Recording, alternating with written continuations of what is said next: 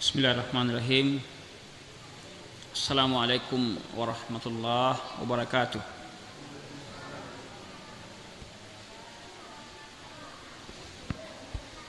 Innal hamdalillah nahmaduhu wa nasta'inuhu wa nastaghfiruh wa na'udzu billahi min shururi anfusina wa min sayyiati a'malina.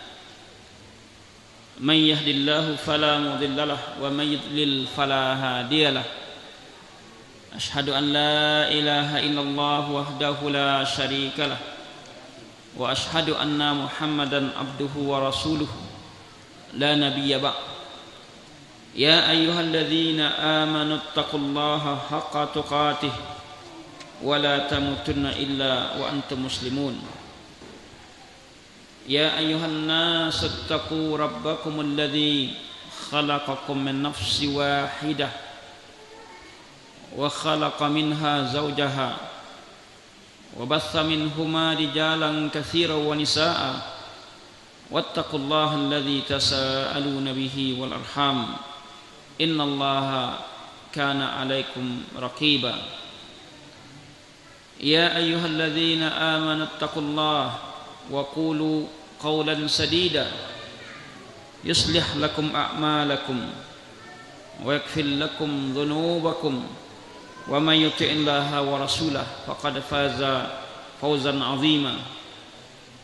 Amma ba'd, fa inna asdaqal kalam kalamullah wa khairal huda huda Muhammadin sallallahu alaihi wasallam wa syarrul umuri muhdatsatuha wa kullu muhdatsatin bid'ah wa kullu bid'atin dhalalah wa kullu dhalalatin finnar. Ma'asyiral muslimin dan muslimat, ibu-ibu, bapak, para pemuda dan pemudi, kemudian kepada para anak kami yang dirahmati dan dimuliakan oleh Allah Subhanahu wa taala.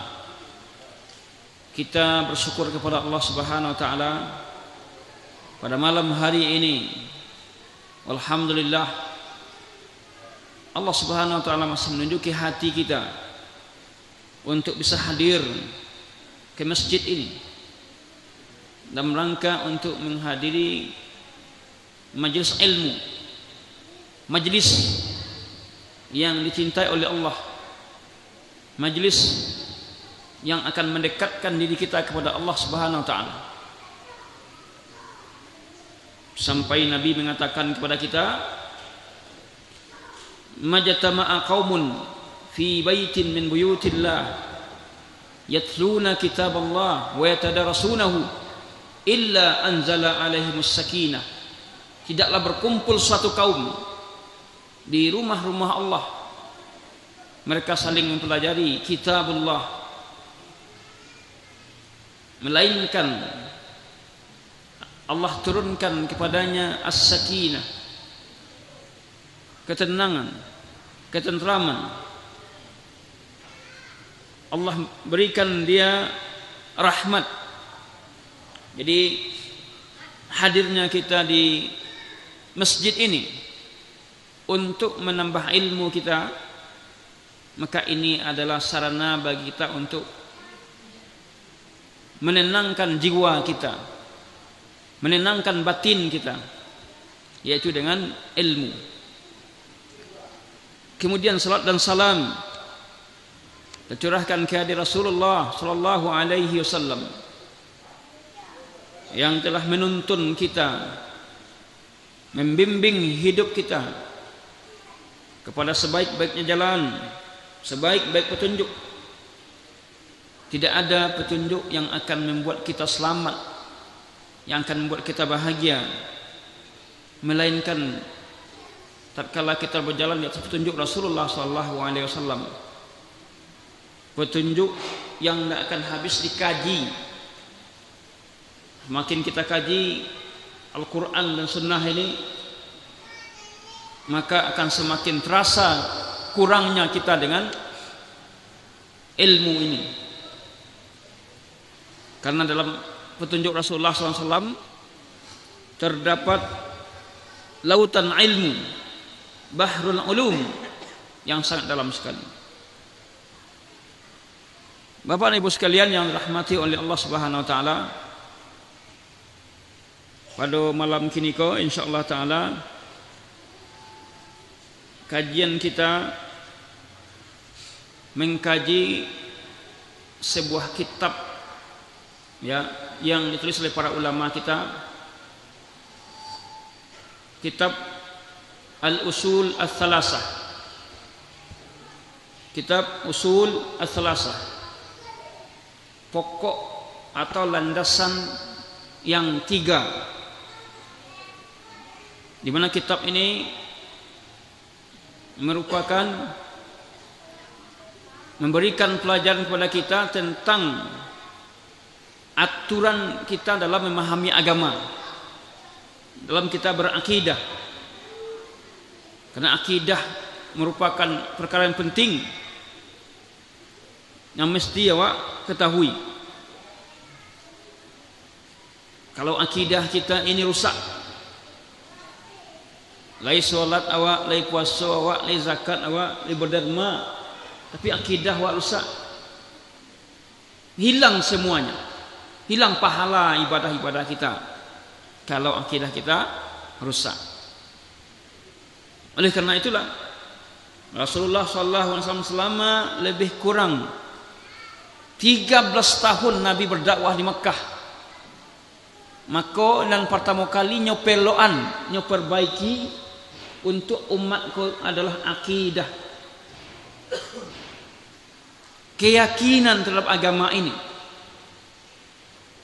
Di mana kini ko penyakit terbesar yang melanda masyarakat kita adalah krisis akidah.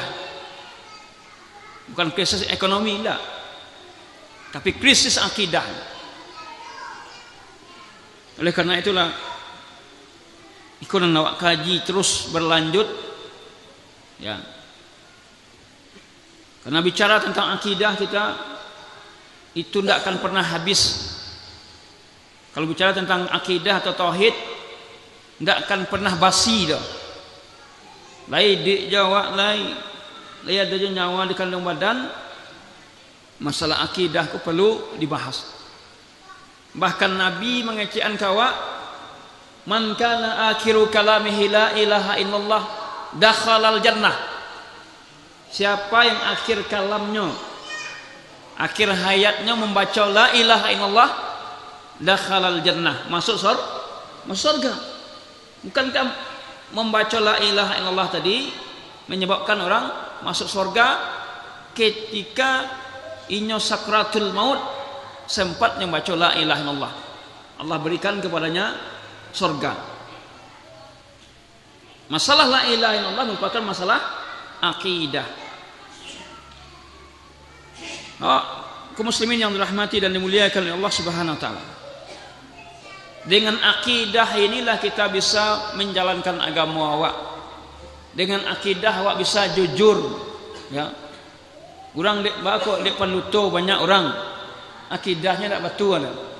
Kok timbangan dikurangnya ya.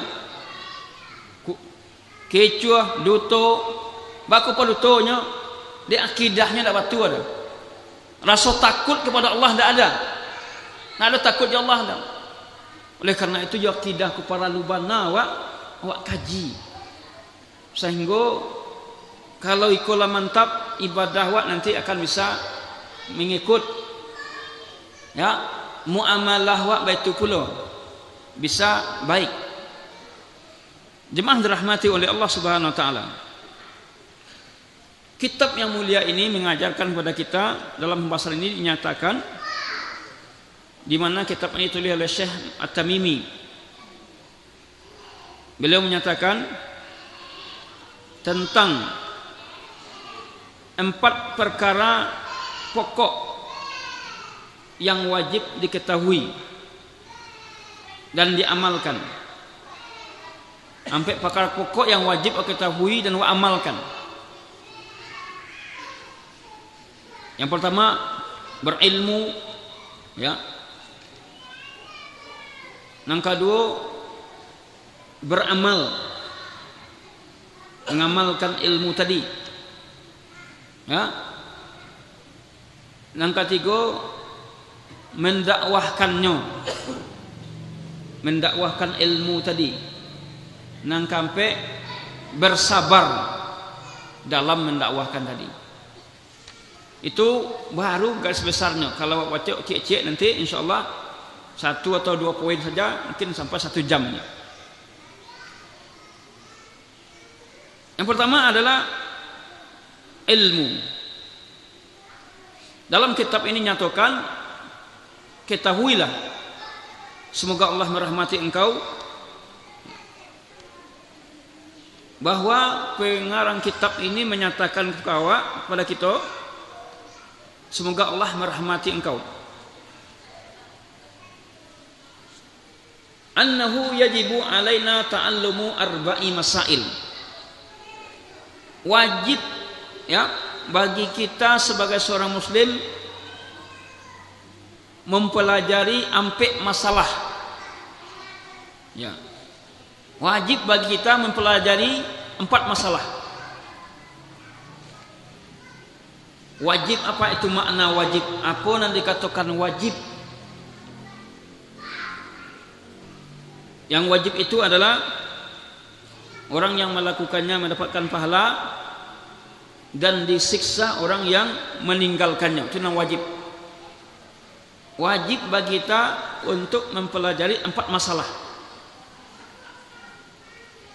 Dalam hukum agama ada wajib, ada halal, ada haram, ada sunat, ada makruh.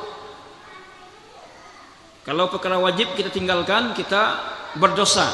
Berarti adalah wajib bagi kita untuk mempelajari 4 masalah pokok ini. Wajib itu juga ada namanya dalam agama wajib ain. Wajib ain kok wajib masing-masing awak untuk mengarajuannya. Ya seperti salat, puasa, ya, wajib ain. Kalau kita tak kerjakan, kita berdosa. Ada namanya nanti wajib kifayah. Yang pertama, jemaah dirahmati oleh Allah Subhanahu wa taala, wajib kita ketahui yang pertama al-ilmu, yaitu awak harus berilmu. Jangan jadi orang bodoh. Jangan jadi orang bodoh. Bukankah ayat yang pertama turun apa, Bu? Itu ayat yang pertama turun surat Al-Alaq. Iqra, Iqra, Iqra bismi rabbikal ladzi khalaq, khalaqal insana min 'alaq, Iqra wa rabbukal akram, alladzi 'allama bil qalam, 'allamal insana ma lam ya'lam. Ayat ini mengajarkan kepada awak untuk membaca. Untuk membaca. Sebab orang yang banyak membaca akan pintar, akan hebat, akan berilmu. Jadi yang pertama adalah berilmu kita. Wajib bagi kita sebagai seorang muslim untuk berilmu. Jangan jadi orang bodoh. Ilmu apa itu yang dimaksud ini? Yang wajib bagi awak, bagi kita mengetahui agamanya, yaitu ilmu syar'i. Ilmu syar'i, ilmu agama. Baik laki-laki atau perempuan, itu wajib inyo tahu juga agamanya. Wajib bagi seorang muslim tahu dengan agama, baik itu dia orang kaya, orang miskin, harus tahu juga agamanya. Tanpa membedakan orang kaya, orang miskin, laki-laki dan perempuan, wajib dia tahu dengan agamanya. Baik dia penguasa atau rakyat biasa, wajib tahu juga agamanya. Jadi ibu-ibu, apalah salah wak kini dan tahu juga agama itu buya-buya saja. Itulah salah. Awak sebagai orang muslim harus tahu dengan agama kita. Harus tahu dengan agama kita. Bara banyaknya kini orang ibu-ibu apa suami lah menjatuhkan talak sekian kali ke istrinya masih nyogaul aja baru. Berapa banyak itu di negara awak? Ba aku sampai mode itu ndak tahu jaga mode. Nyejatuhan talak kepada istrinya sampai berkali-kali. Itunya bagau aja baru. Tentu dalam pandangan agama dia nak boleh lagi bergaul, tapi tidak nak mengerti agama dia masih bau aja baru. Kaum muslimin yang dirahmati oleh Allah. Oleh karena itu wajib kita mengetahui agama kita ini. Sebagaimana kita katakan tadi, bahwasanya wajib ini tadi kita katakan ada namanya wajib aini, wajib ain. Wajib atas pribadi atau individu untuk mengetahui. Kalau tidak awak baru sorenya.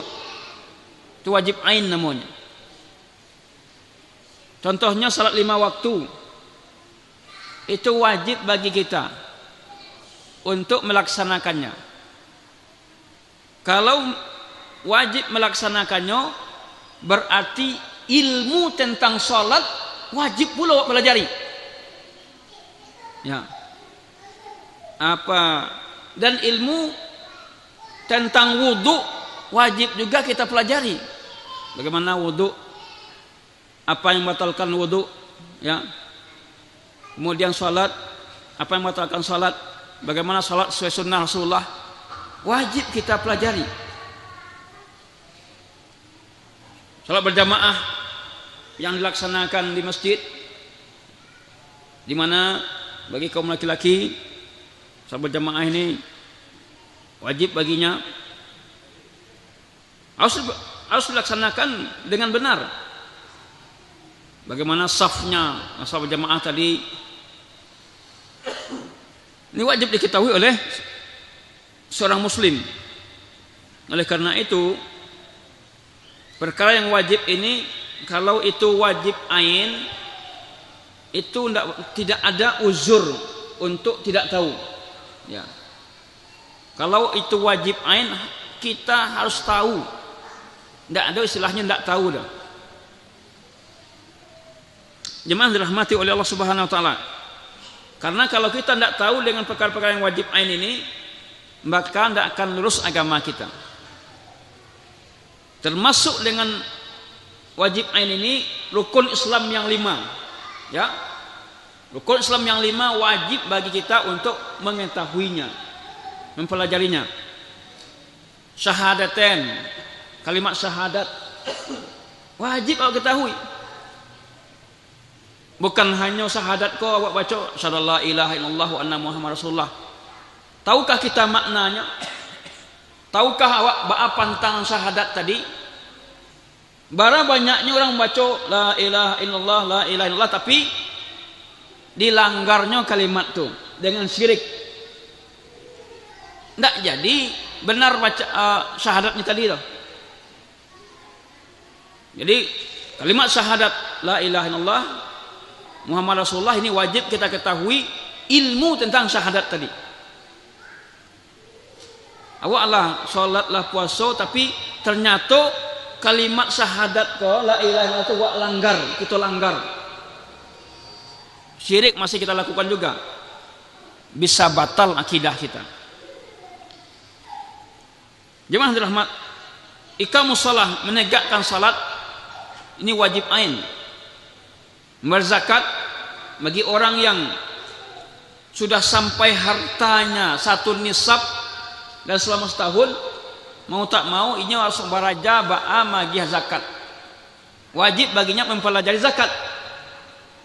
Awak ini kalau zakat pertanian awak ya sekian banyak, wajib kita pelajari. Apakah jangan hanya menerima 200 saja tapi zakat tidak awak keluarkan dah. Wajib kita keluarkan zakat kita. Puasa Ramadan juga demikian, wajib kita ketahui puasa tadi wajib ain. Kalau tidak kita pelajari, kita baru so. Apa yang membatalkan puasa? Bagaimana puasa yang sesungguhnya sesuai dengan sunnah Rasulullah? Wajib kita ketahui. Haji ke Baitullah wajib kita ketahui bagi orang yang akan naik haji. Tapi kalau ibu-ibu apa yang alun-alun masuk naik haji lain, ketika itu alun wajib belajar haji lain. Wajib belajar haji bagi orang yang akan naik haji. Itu wajib. Khudhu anni manasikakum. Ambillah oleh kalian dariku manasik-manasik. Jadi yang wajib ain ini ibu-ibu pak sekalian, ini mau nak mau awak harus tahu, awak harus paham, harus mengerti. Lianna ta'alluma makna syahadatain, kemudian mempelajari makna syahadatain, kalimat syahadat, semua awak mempelajari akidah. Jadi beliau tadi mempelajari kalimat syahadatain la ilaha illallah, semua awak mempelajari akidah awak. Mempelajari akidah. Seorang muslim wajib mempelajari akidah dengan benar. Untuk apa pelajaran akidah tadi? Untuk diamalkan. Ya. Termasuk juga mempelajari yang menyebabkan batalnya akidah hawa. Harus kita pelajari. Seperti syirik. Syirik membatalkan akidah kita. Ini wajib kita pelajari. Untuk kita apa? Kita tujuan kita jauhi. Termasuk juga kita pelajari apa? Kandungan kalimat syahadatain itu apa kandungannya? Apa rincian-rincian daripada kalimat la ilaha illallah Muhammad Rasulullah? Harus kita pelajari. Kalau boleh bertanya ke ibu bapak sekalian, kalimat syahadatain la ilaha illallah, apa rukunnya? Rukun kalimat syahadat itu, rukun la ilaha illallah. Maka kalau rukun ibu-ibu bapak sekalian, kalau rukun ditinggal itu batal, sama dengan salat kita. Kalau sembahyang tinggal rukun dengan sengaja, batal salat kita. Kalau kalimat syahadat yang kita baca, yang kita pahami, tinggal rukunnya itu batal. Siapa entah ibu-ibu bapak yang mengetahui apa rukun kalimat la ilaha illallah?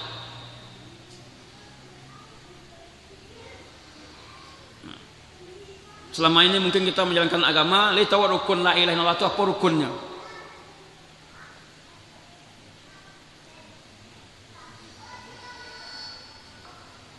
Dua rukunnya ibu bapak sekalian. Pertama nafi, yang kedua isbat. Menafikan itu mentiadakan, la ilaha itu mentiadakan, la ilaha tidak ada berhak disembah. Kemudian menetapkan atau isbat, yang berhak disembah, yang berhak diibadati adalah Allah. Di dua rukunnya ini, nafi dan isbat. Kalau hanya kita menafikan la ilaha, tidak ada ilah, tidak mengisbatkan, maka tidak benar kalimat syahadat ini. Tidak benar kalimat syahadat yang kita baca. Demikian juga ibu-ibu bapak sekalian, mempelajari rukun-rukun salat, mempelajari syarat salat.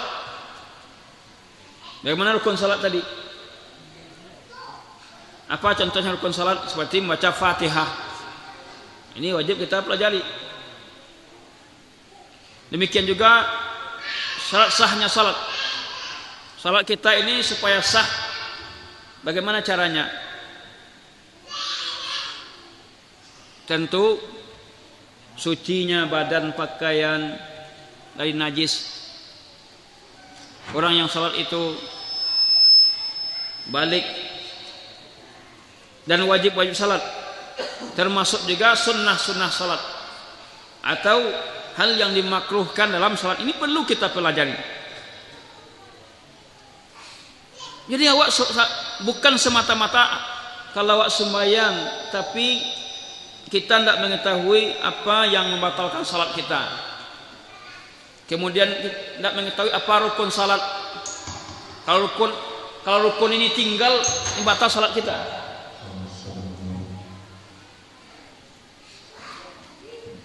Enggak kurang anu.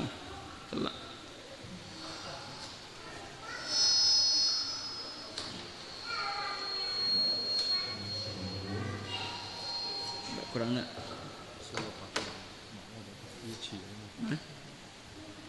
Pakcik salah. Buka.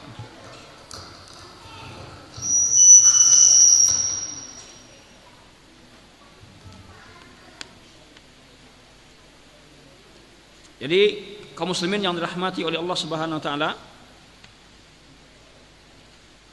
kita salat ya. Salat yang kita lakukan ini sudah sesuai dengan sudahkah salat kita ini sesuai dengan yang diajarkan oleh Rasulullah? Rukuknya, sujudnya, rukunnya, wajibnya. Sudahkah kita mengetahui bagaimana sifat salat Nabi? Semua ini tidak akan bisa kita ketahui kecuali dengan ilmu. Ada ilmunya. Jangankan ya untuk agama ini, untuk ya kehidupan dunia saja ada ilmunya. Kalau salah-salah nanti bisa rusak. Kalau kita memperbaiki motor kita tidak ada ilmunya, dikakok-kakok saja, ya bisa salah. Serahkan kepada orang berilmu, serahkan kepada orang yang ahlinya. Sampai Nabi mengatakan kepada kita, "Idza wussidal amru ila ghairi ahlihi fantaziris sa'ah." Kalau suatu urusan diserahkan kepada yang bukan ahlinya, tunggu saat kehancuran. Kok dokter mengaku dokter, nyobe orang rupanya orang tambah sakit dia. Oleh karena itu, untuk suatu urusan pergilah kita kepada ahlinya. Kalau masalah agama, pai wa ka ulama. Ya, pada orang tahu dengan agama. Masalah kesehatan kita pergi ke dokter. Agama kita ini sangat ilmiah sekali. Sangat ilmiah sekali. Demikian juga hukum-hukum zakat, mempelajari zakat, hukum-hukum puasa, hukum-hukum yang berkenaan dengan haji. Kalau kita sudah datang masanya untuk wajib haji, maka dikala itu wajib kita mempelajari ibadah haji. Sedangkan salat 5 waktu ini tiap hari kita laksanakan, harus ada ilmu kita tentang ibadah tersebut. Ini semuanya yang kita sebutkan tadi, ini namanya wajib ain. Mau tidak mau awak harus tahu dan harus paham, harus mengerti dengan yang namanya wajib ain ini. Sebab kalau tidak kita lakukan, tidak paham kita berdosa. Ada yang kedua namanya agama kita, itu namanya wajib kifayah. Wajib kifayah. Wajib kifayah ini mazada an dzalik min al-ahkam. Contohnya dalam masalah-masalah muamalat, hukum-hukum jual beli, ya. Rincian tentang hukum-hukum jual beli. Ini tidak mesti semua orang untuk mengetahui. Cukup tahu sebagian orang dan bertanya kepada orang yang tahu. Hukum muamalah, hukum wakaf, hukum harta waris, hukum-hukum tentang wasiat, hukum-hukum tentang nikah, ya. Secara mendetil tidak mesti semua orang tahu. Sebagian orang sudah tahu, nanti sebagian lain yang tahu mengasih tahu kepada yang tidak tahu. Maka ini namanya wajib al-kifai atau wajib kifayah. Atau orang yang akan berdakwah. Berdakwah ini tidak setiap orang pergi berdakwah. Tidak setiap orang pergi berdakwah. Kalau setiap orang pergi berdakwah, siapa yang diajak lain? Kalau sadanya pergi berdakwah, Yang berdakwah itu orang alim, orang berilmu. Kalau tidak ada ilmu, apa langkah dia giah? Apa kata kata Arab? Ya, faqidu syai' la yu'tih. Yang tidak punya tidak akan bisa untuk magiah. Kalau nyo tidak punya, tidak mungkin nyo bisa beragiah. Nah betul. Apalagi masalah agama kok. Kalau masalah agama kok disampaikan oleh orang tidak ngerti agama, tunggu kehancurannya. Oleh karena itu ibu bapak sekalian, bara banyaknya kini muncul dai-dai, mubalik yang hanya pandai di podium, tapi baca Quran aja nak lurus, tak ngerti dengan agama. Baru taubat sudah jadi ustad, bintang film, penyanyi sudah jadi ustad. Kemudian mereka berdakwah di depan orang umum. Kemudian lagi bicara tentang halal, haram. Ini boleh, ini tidak. Yo hancur masyarakat kita dengan perilaku mereka ini. Jemaah dirahmati oleh Allah Subhanahu wa taala. Ini semuanya wajib kifayah. Wajib kifayah ini kalau sebagian orang sudah melaksanakannya, maka sebagian lain dah lepas tanggung jawabnya. Tidak setiap orang untuk bisa melakukannya. Kemudian jemaah dirahmati oleh Allah Subhanahu wa taala.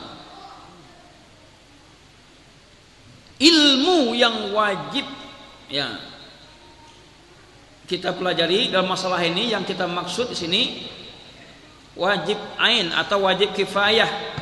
Yang wajib ain dan kifayah itulah namanya ilmu syar'i, ilmu agama.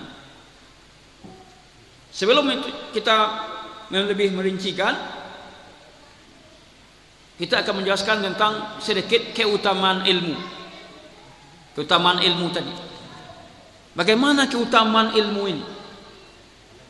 Pertama, ilmu itu jalan ke surga. Kalau tidak ada ilmu awak, tidak akan bisa kita menempuh surga. Man salaka tariqan yaltamisu fihi ilman sahhalallahu lahu bihi tariqan ilal jannah. Siapa yang menempuh satu jalan untuk mendapatkan ilmu, maka Allah akan mudahkan baginya jalan ke surga. Lah ingin masuk surga, Bu? Ingin masuk surga, Bu? Lain nak. Papa bang. Lain. Sama nak.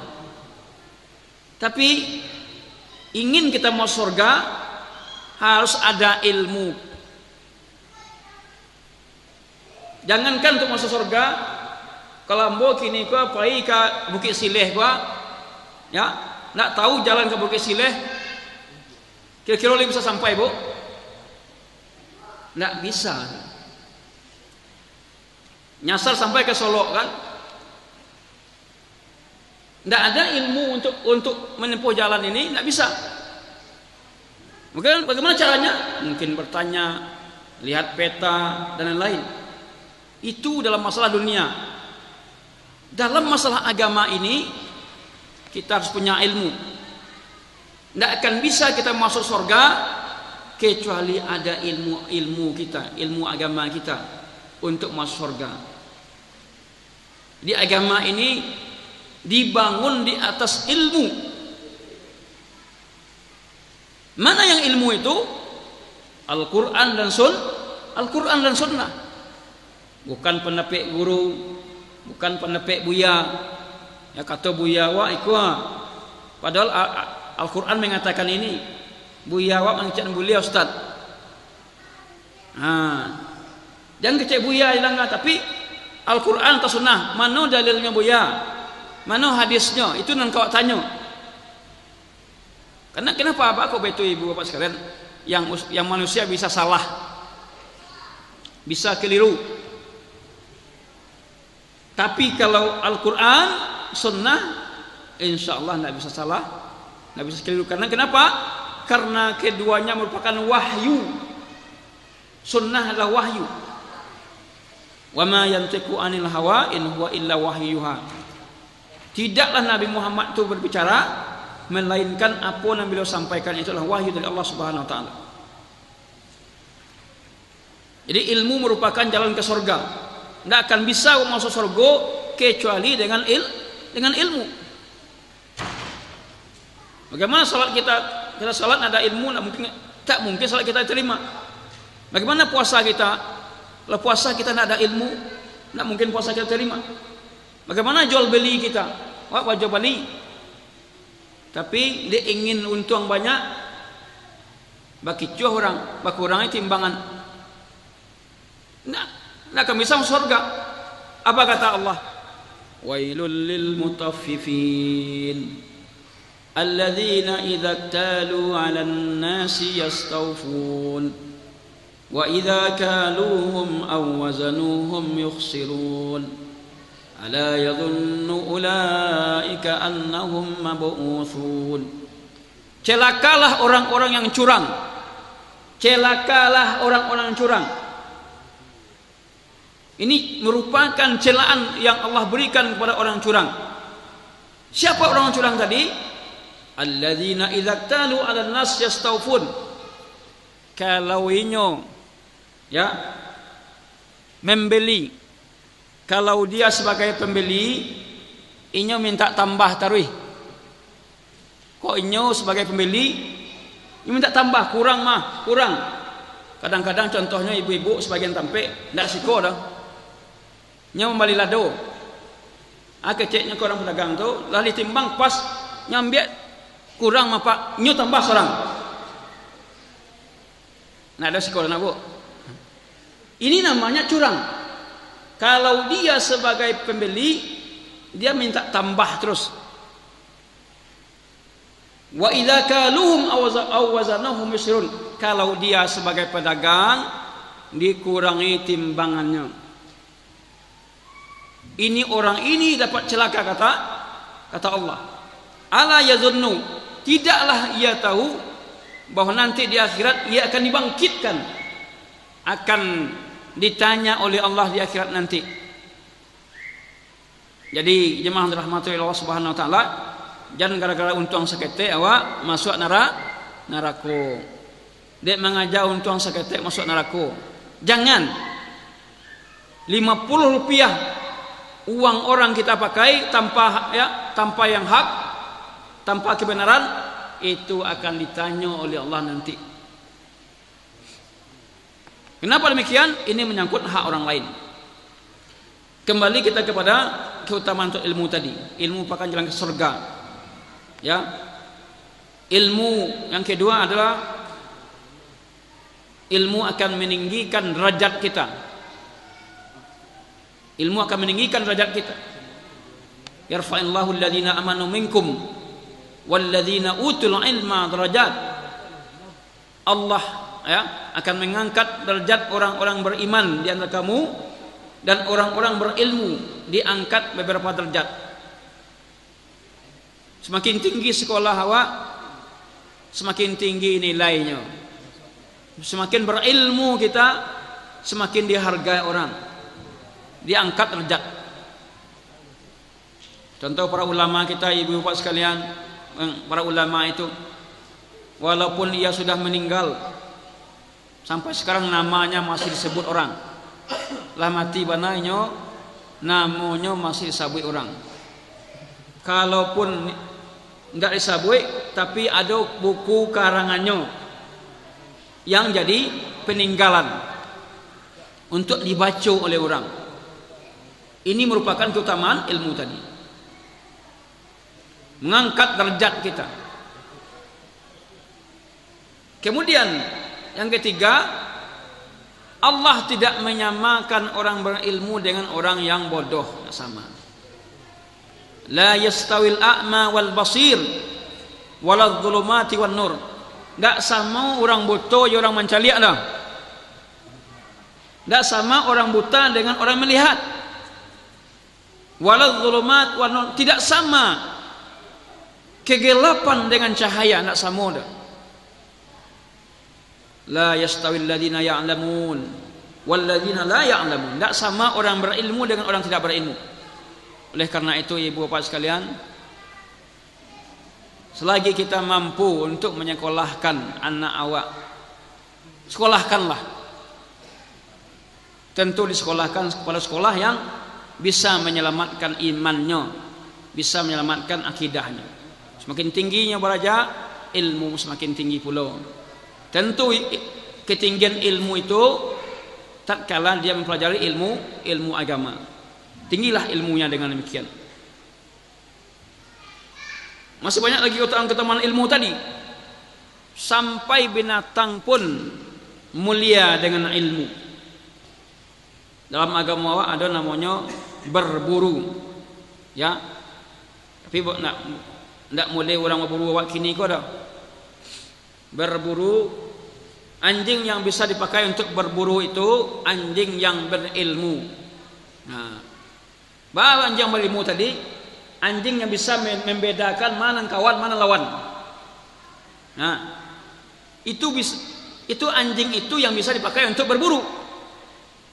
Kalau sama saja di anjing tadinya kawannya lawan, tuan orang ya, anjing tersebut tidak bisa dipakai untuk berburu.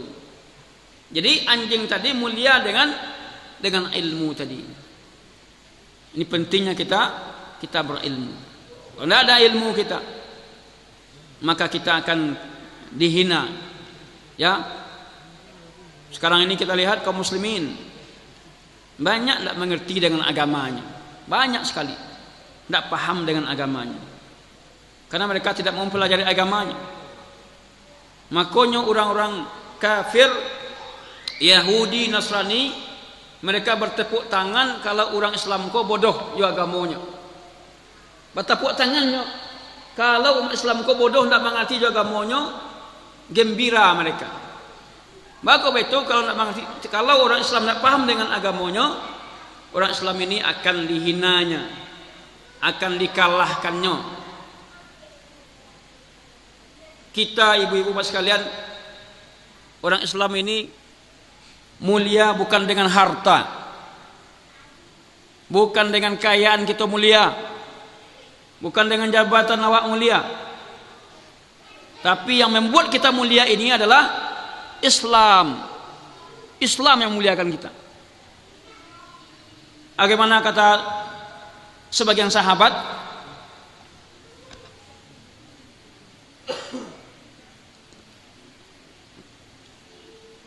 apa kecek sebagian sahabat ibu-ibu, dulu kami berjudi, minum khamar, ya, kerajaan kami ini makan bangkai, lalu datang Nabi Muhammad, lalu kami masuk Islam.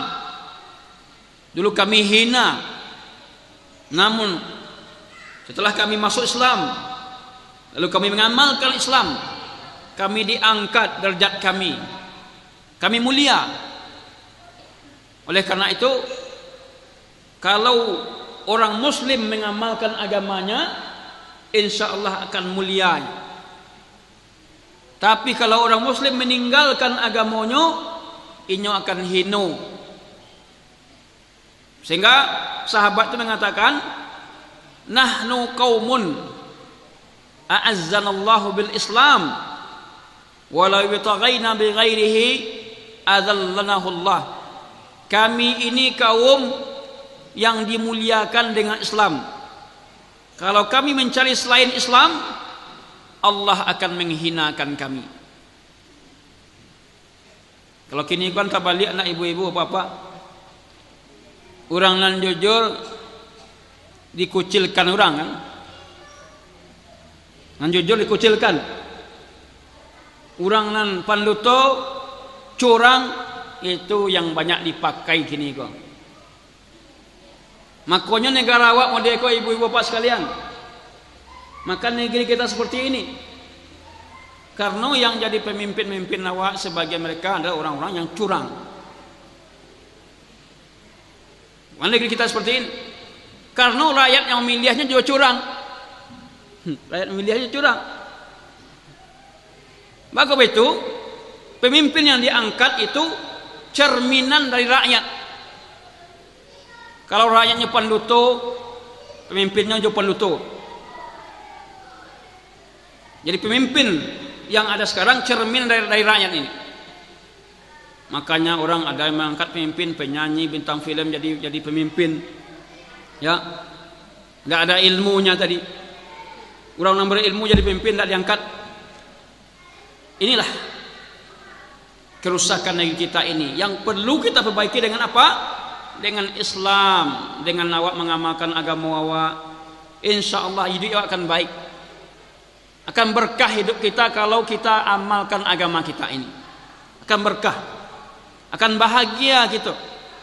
Kalaupun harta itu seketek dapatnya, tetapi berkah.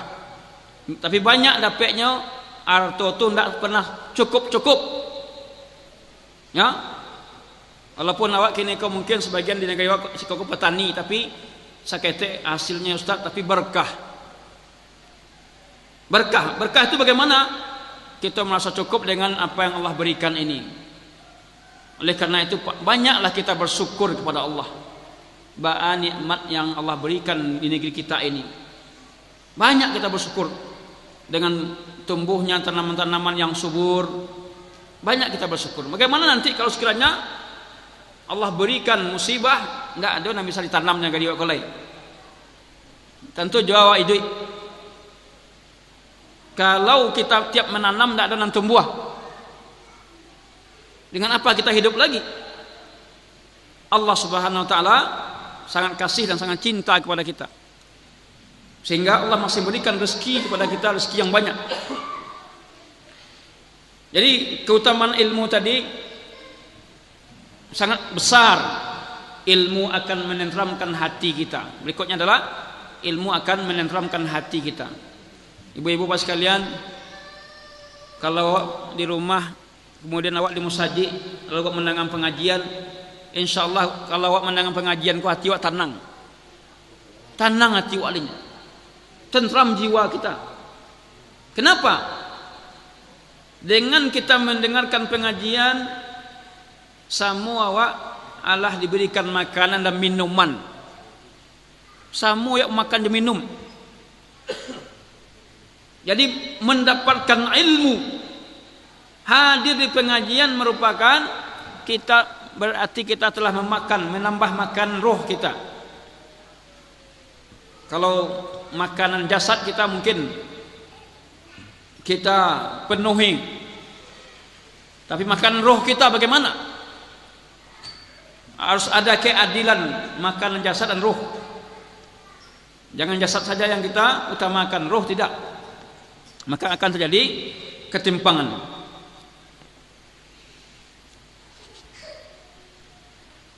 Melangkah kita kepada pembahasan kita tadi tentang ilmu tadi.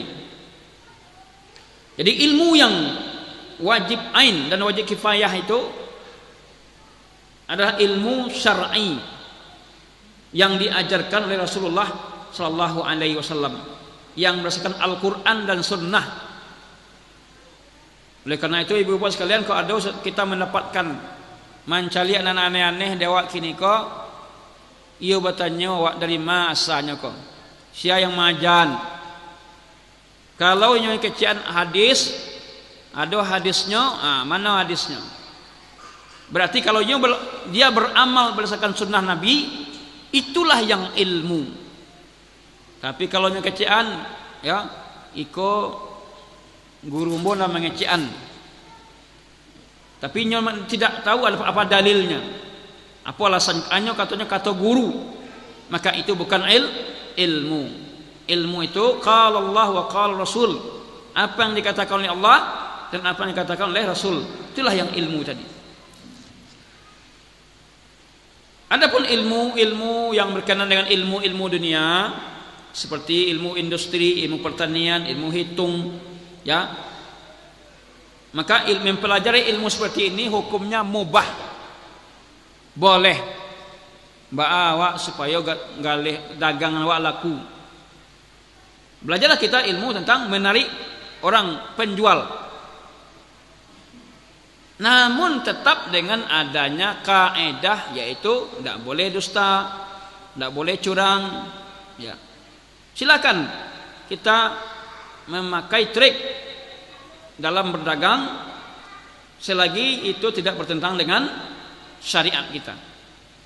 Jadi mempelajari ilmu industri, ilmu pertanian, ilmu hitung, matematik, itu hukumnya mubah, boleh, bukan wajib, tapi boleh. Tapi kalau tadi kita katakan ilmu agama yang hukumnya wajib ain dan wajib kifayah, maka itu wajib kita pelajarinya. Karena ilmu itu datang dari Rasulullah sallallahu alaihi wasallam.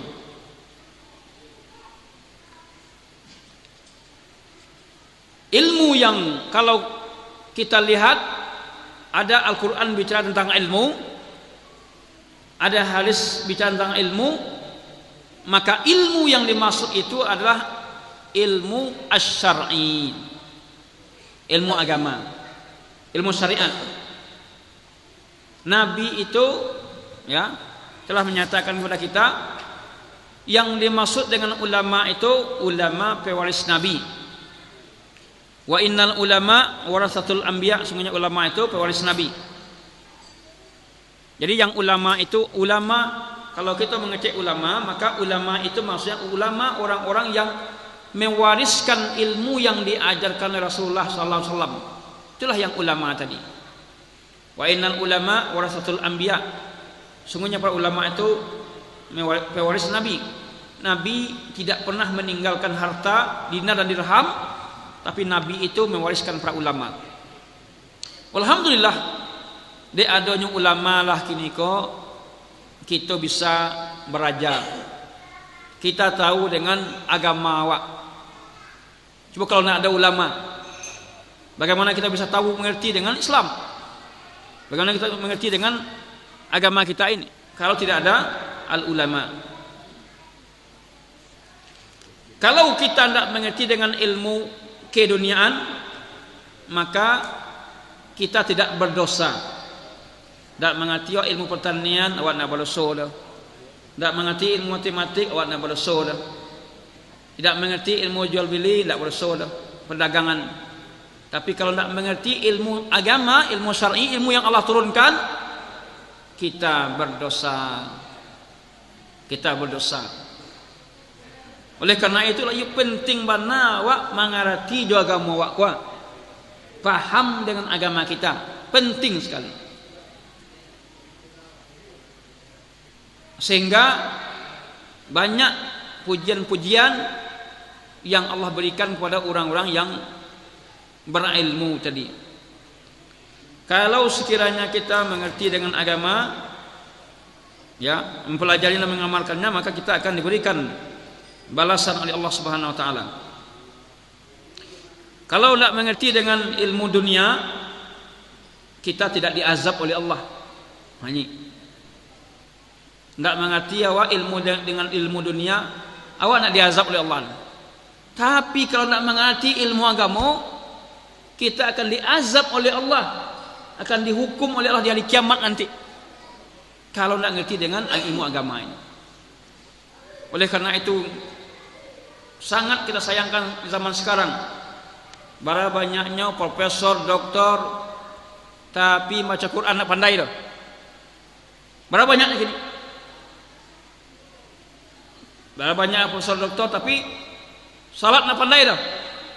Kok meninggal orang tuanya disuruh orang lain mensalatkan. Nyolah doktor, lah profesor. Tidak bisa melaksanakan ibadah ini. Berarti bagaimana? Apa guna profesor doktornya tadi? Dia nak ngerti agama ini. Oleh karena itu, jemaah dirahmati Allah, kita semuanya harus berusaha untuk mengerti agama awak, paham agama awak. Bukan buya saja harus mengerti agama. Kita semuanya belajar, kita menuntut ilmu. Talabul ilmi faridatun ala kulli muslim. Untuk ilmu itu difardukan atas seorang muslim. Banyak ibadah kita, iya, tapi ilmu tidak ada. Percuma. Kita salat yang kita kerjakan itu tidak ada sunnah Rasulullah. Percuma. Contohnya ada sebagian negeri di negeri awak kok sembahyang 40. Ada nang sembahyang 40 bu?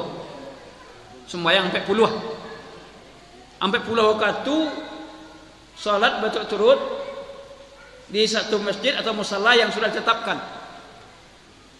Itu dalam salat 40 tersebut dia salat yang telah dia tinggalkan waktu muda itu diganti lagi. Nggak ada sunnahnya tuh.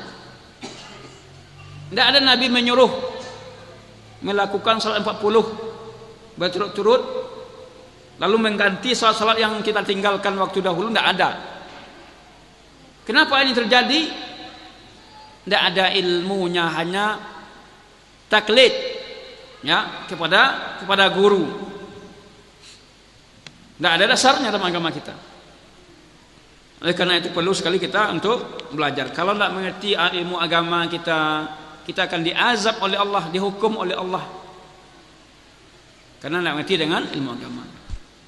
Dia awak tidak mengerti ilmu agama, kini kok banyak orang mengamalkan sunnah bagalaan. Contohnya bajangguik umumnya kan. Jenggot ini ibu bapak sekalian, kalau kita telusuri buya-buya awak dahulu, ulama-ulama awak di Sumatera Barat kok, rata-rata inyo mengamalkan jenggot, melaksanakan sunnah. Buya Hamka dia berjenggot, tuangku Imam Bonjol jenggot, karena sunnah Rasulullah. Karena sekarang ini berjenggot ini sudah tinggalkan oleh masyarakat awak, dan sebagai masyarakat tidak mengamalkannya, sehingga digalaan, ditertawakan orang yang mengamalkan sunnah Rasulullah. Maka betul dia nak ada ilmu. Kalau ada ilmunya, pahamnya, pastinya tidak mentertawakan. Pasti dia mengatakan itu sunnah Rasulullah sallallahu alaihi wasallam. Jadi ilmu, kalau kita tidak ada berilmu, kita mudah menyesatkan orang. Olah sasek itu mah.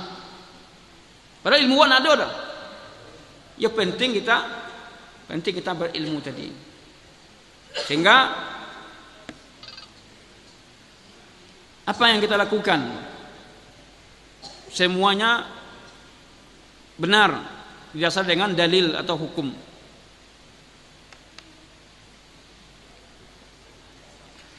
Jemaah dirahmati oleh Allah Subhanahu wa taala.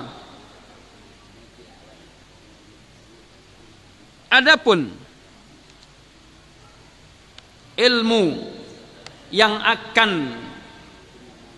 wajib terlebih dahulu kita ketahui, ada 3 macam ilmu. Pertama namanya ma'rifatullah, mengenal Allah.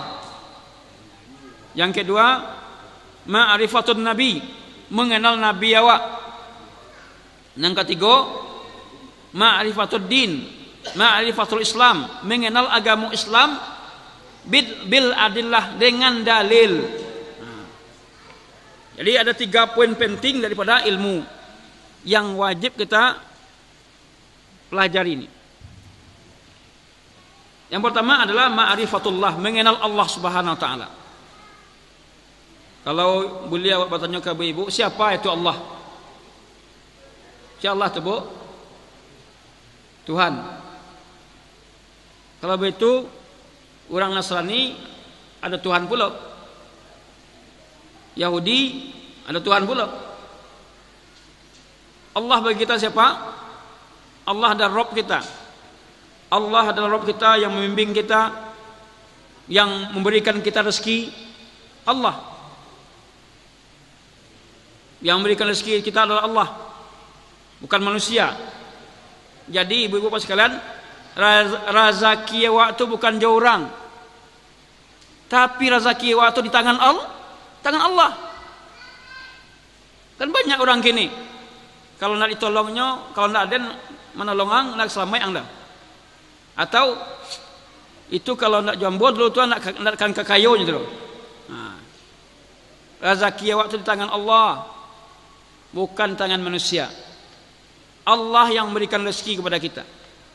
Yang awak kau hanya berusaha. Kalau Allah giat berusaha, rezeki awak itu masih sedikit, itulah batasnya. Itu batas rezeki kita. Kewajiban kita berusaha. Allah yang menyembuhkan penyakit awak, Wa idza maridta fahuwa yashfin. Apabila engkau sakit, dialah yang menyembuhkan awak.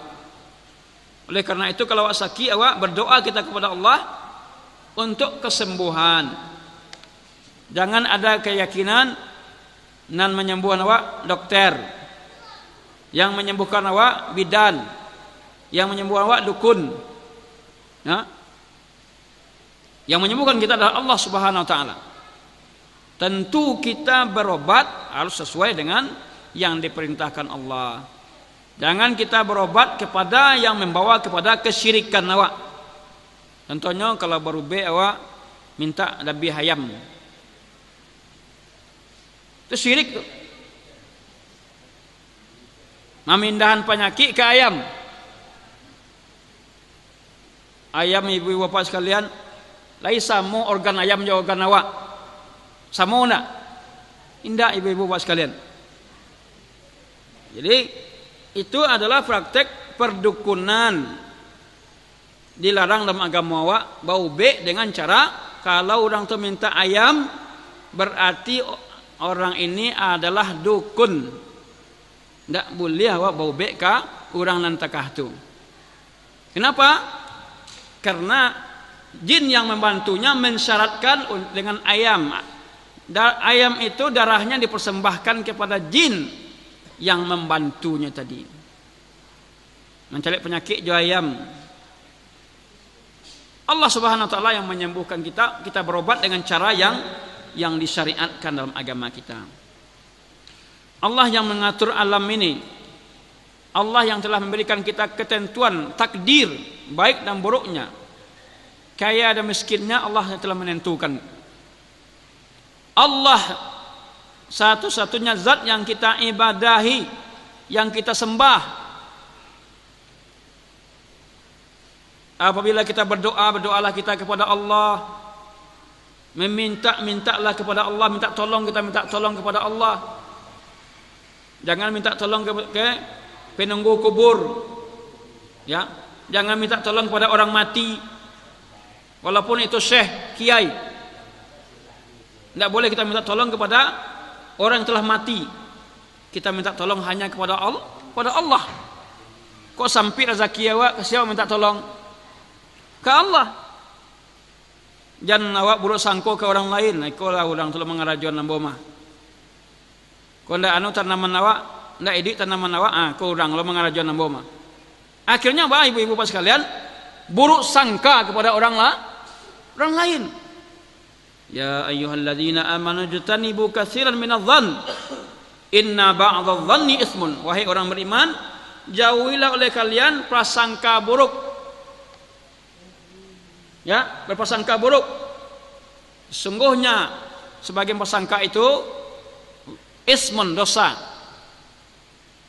Allah Subhanahu wa taala yang menyelamatkan kita dari kesusahan. Allah Subhanahu wa taala yang melapangkan rezeki kita. Allah Subhanahu wa taala yang menghidupkan kita, yang mematikan kita.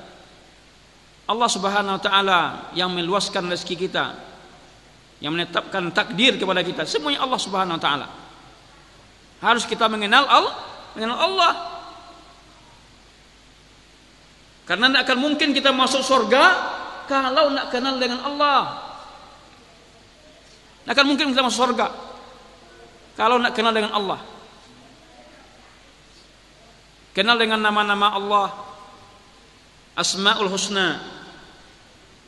Walillahil Asmaul Husna fad'uuhu biha. Kepunyaan Allah nama-nama yang baik, berdoalah kamu dengannya. Ar-Rahman, apa artinya Ar-Rahman? Yang Maha Penyayang, yang Maha Pemberi Rahmat. Berdoa kita dengan Asmaul Husna. Allah yang Maha Berkuasa, Al-Qadir. Allah yang Maha Berilmu. Kalau kita tidak ada ilmu, kita tidak paham kita dengan agama, kita mohon kepada Allah ilmu. Ya Alim, ya Allah yang Maha Alim, berilah aku ini ilmumu. Bagaimana cara kita mengenal Allah? Ini yang perlu kita ketahui. Cara kita mengenal Allah dengan dua cara. Pertama, kita kenal Allah dengan kekuasaannya, ayat-ayat kauniyah alam ini. Yang kedua, mengenal Allah dengan ayat-ayat Quran atau sunnah. Nah, kalau kita tidak ngaji, tidak hadir, tidak belajar, tidak ikut hadir di majelis ilmu, bagaimana mungkin kita mengenal Allah Subhanahu wa taala? Bagaimana mungkin awak dakik ke Allah? Karena ada kini orang untuk mengenal Allah katanya karena diri sendiri dulu. Tidak. Bagaimana Allah menciptakan langit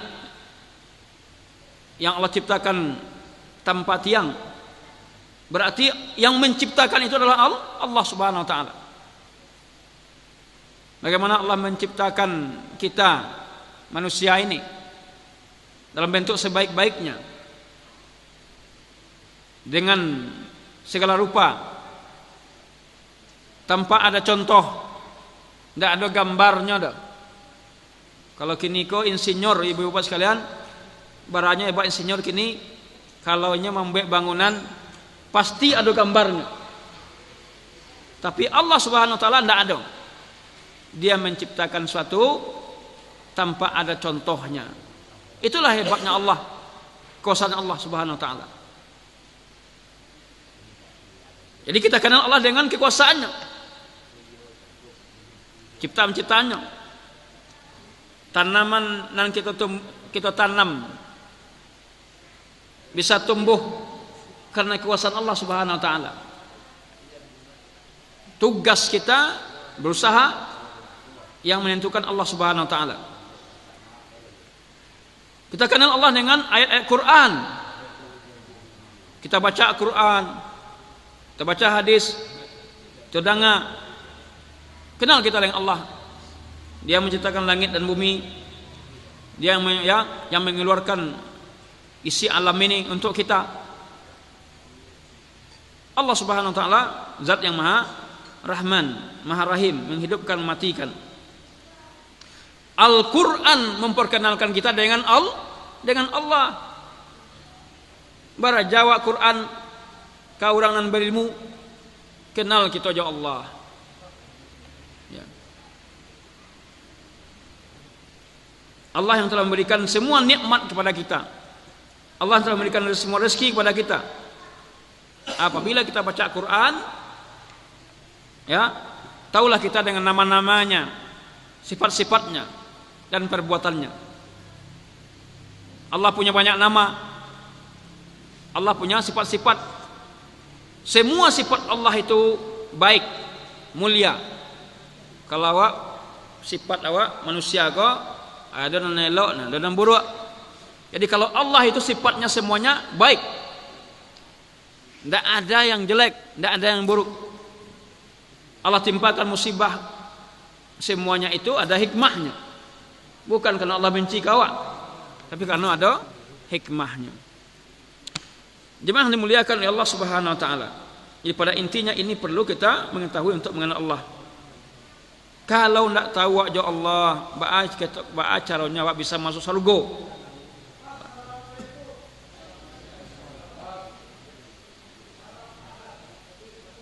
Ya.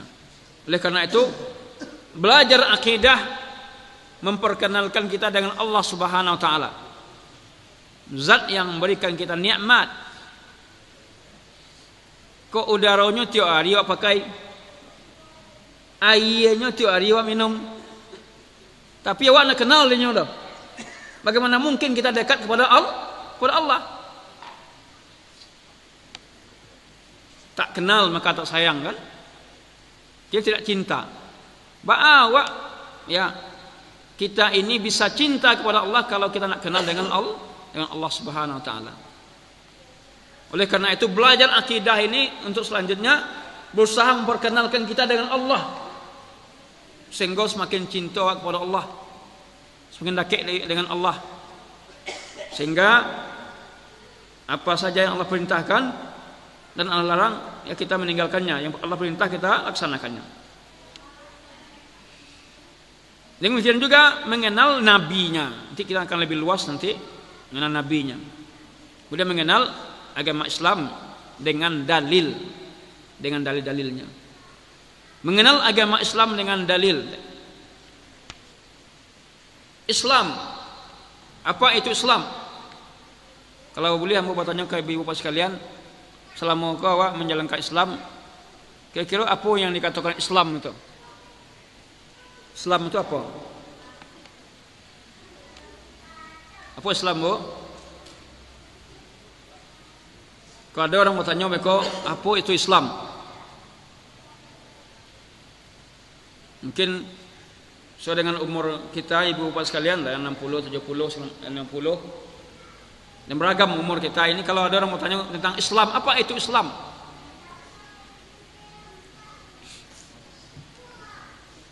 Islam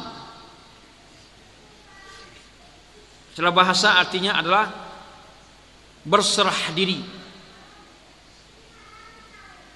Islam artinya berserah diri, patuh, tunduk. Jadi orang Islam ini orang yang berserah diri, orang yang patuh, orang yang tunduk. Pada siapa? Pada Allah. Jadi orang Islam, orang yang patuh, orang berserah diri kepada Allah. Nah, kalau kita tidak patuh dan tidak tunduk kepada Allah, berarti kita belum Islam yang sempurna. Kalau kita menjalankan agama ini masih basa-basi kita, ya, masih enggan, berarti kita belum Islam yang sempurna.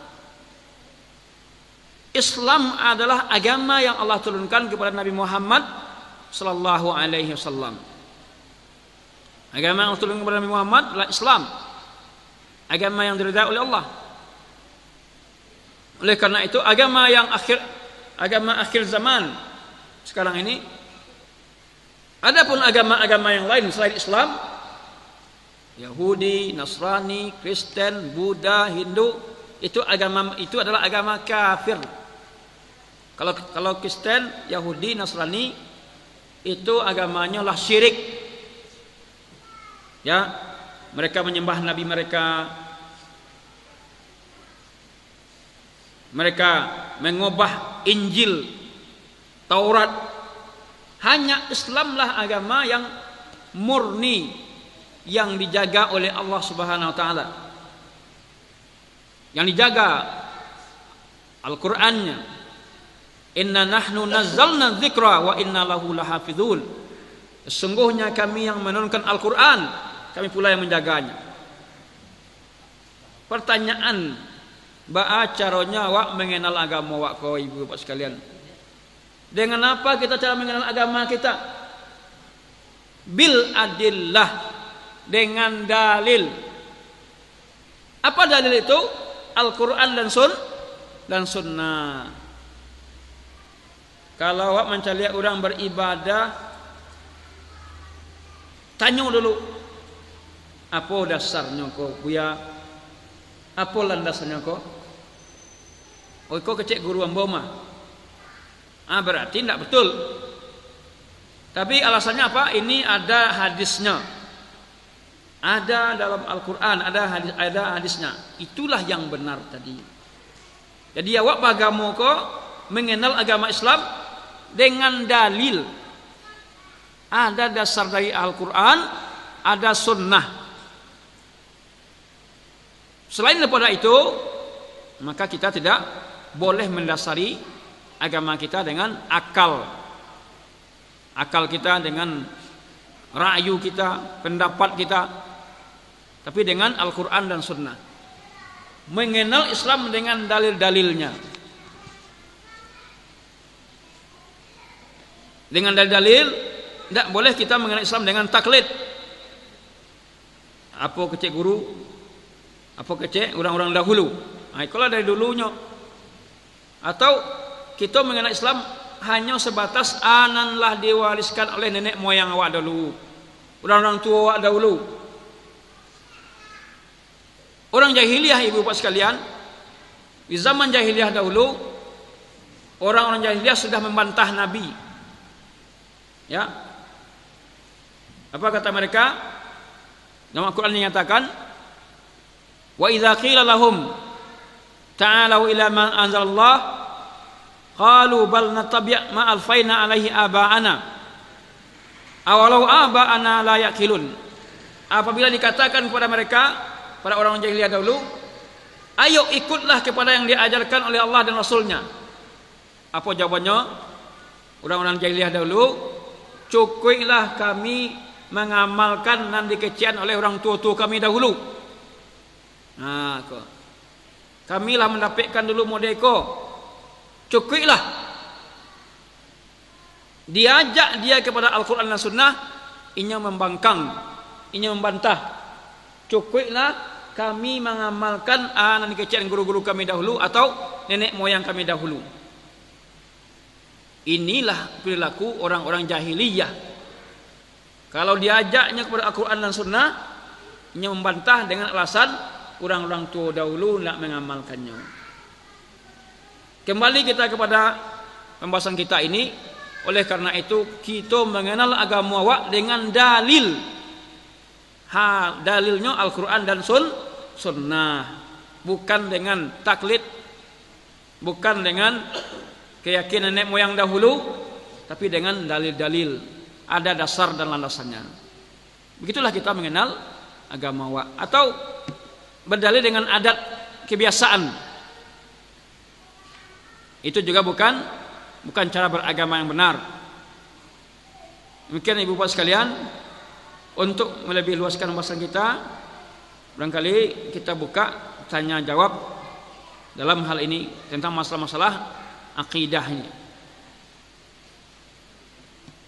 Semoga ini berfaedah bagi kita dan bisa kita pahami dengan benar.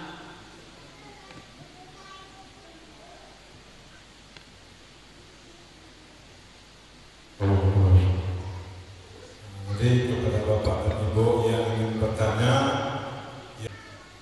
persilakan.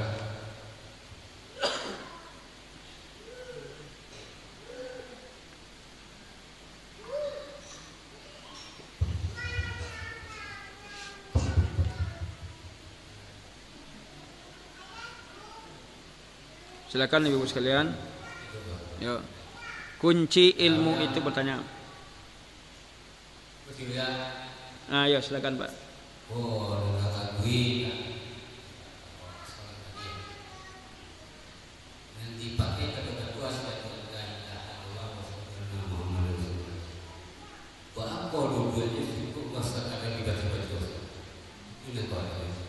Bapak.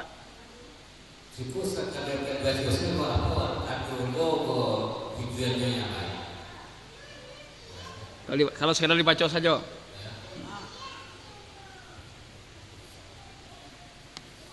Jadi asyhadu an la ilaha illallah wa anna Muhammad Rasulullah. Kita dalam hal ini yo dituntut awak untuk paham jawaban awak baca tadi. Kalau hanya sekadar awak baca tapi kita nak paham, maka khawatir awak bisa jadi nanti awak baca tadi terlanggar dewa. Ya. Terlanggar dewa, mungkin saja awak melakukan perbuatan yang menyebabkan kalimat tauhid awak tadi rusak, seperti syirik. Ya. Oleh karena itu, syarat daripada salah satu syarat daripada la ilaha illallah adalah al-ilmu. Berilmu. Kalau nak ada ilmu, ya bisa jadi kita terlanggar apa yang menjadi penyebab batalnya kalimat tersebut oleh kita. Oleh karena itu, tidak cukup hanya kita baca la ilaha illallah Muhammad Rasulullah, tapi kita harus paham maknanya, mengerti apa rukunnya, apa syarat-syaratnya. Supaya apa? supaya di sini kita menjadi orang muslim yang benar, kafah. Oleh karena itu kalimat syahadat la ilaha illallah itu ada rukunnya. Ada nafi, ada isbat. Nafi itu mentiadakan, la ilaha, tidak ada yang berhak diibadati. Yang kedua ada isbat, menetapkan yang awak ibadati itu hanya Allah. Hanya Allah saja, tidak boleh yang lainnya. Enggak. Jadi tadi kalau kita baru mengerti tahap sebelumnya awaknya kalimat la ilaha illallah tadi, syahadat tadi hanya dibaca, sekarang jangan dibaca saja lagi. Dipahami maknanya. Dipahami dengan ilmu. Nah, ini pula. Pahami dengan ilmu. Kalau kita kecian masyarakat awak tahu dengan kalimat la ilaha illallah hanya tahu artinya saja. Tidak Tuhan selain Allah katanya. Dan Nabi Muhammad SAW baru tahu artinya, tapi kalau ditanya apa syarat-syaratnya supaya yang baca tadi bisa benar, banyak masyarakat awak tidak tahu.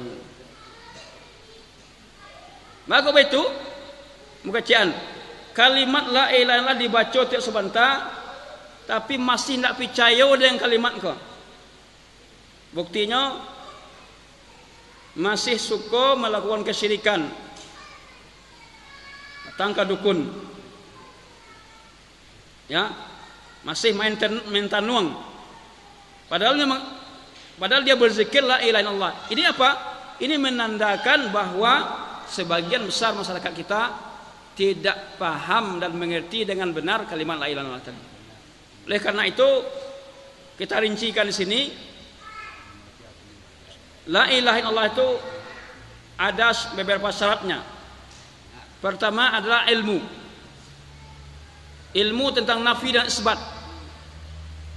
Sehingga ibu-ibu bapak sekalian, orang-orang jahiliyah dahulu dia inyo tahu dengan kalimat makna la ilaha illallah kok ndak beraninya membaca dah. Kalau lah nyo baca berarti konsekuensinya inyo harus meninggalkan segala bentuk sembahan dan beribadah hanya kepada Allah saja.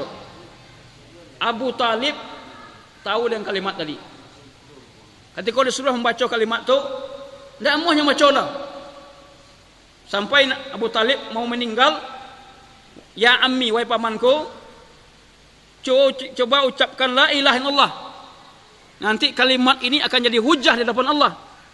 Keceknya ibu bapak sekalian, beliau ketika itu karena tahu maknanya, beliau enggan mengucapkannya. Akhirnya dia mati dalam keadaan syirik. Oleh karena itu syarat la ilaha illallah adalah al-ilmu, tahu, kemudian ikhlas. Dalam membacanya harus ikhlas. Tidak boleh kita persekutukan Allah dengan kalimat tersebut. Baca aja kalimat tadi, tapi kita masih persekutukan Allah, maka berarti kita langgar kalimat itu. Yang ketiga, syarat la ilaha illallah tadi al-qabul, menerima apa yang Allah tetapkan dari agama ini harus kita terima. Nak boleh awak tolak dah. Nak boleh awak tolak. Yang keempat al-khudu, tunduk awak kepada kalimat tadi. Apa yang Allah katakan dalam kalimat itu harus kita tunduk atau berserah diri. Dan kalimat berserah diri, al-inqiyad atau patuh. Ini berapa banyaknya awak nak patuh kepada dalam akidah, berapa banyaknya kita yang tidak patuh dengan kalimat ini. Ya. Kalau tidak laku galih awak masih pakai pemanih. Bukankah kita dah yakin Allah yang memberikan rezeki kita, tapi awak tidak patuh, masih jauh mencari jalan yang lain pakai pemanih. Kalau awak bertani minta ubek ke dukun, apa pertanian awak tadi, berarti tidak patuh ke jalan kalimat tadi. Oleh karena itu jemaah rahmatul Allah, itu gunanya kita mendalami kalimat la ilaha illallah ini. Kemudian syarat yang berikutnya apa? Al-mahabbah, kecintaan. Jadi kalimat la ilaha illallah tadi wak baca dengan kecintaan awak. Ya cinta la ilaha illallah dengan penuh kecintaan kita. Bukan karena kebencian. Dengan kecintaan kita dengan kalimat ini, kita menjadi orang yang bertauhid kepada Allah. Ya. Kalau ada orang bersekutukan Allah, ada orang bersyirik, kita banci. Itu nak senang. Itulah karena kecintaan tadi. Itu demikian jawabannya. Kalau itu sudah kita pahami, insyaallah itu akan benar. Wallahu a'lam bishawab.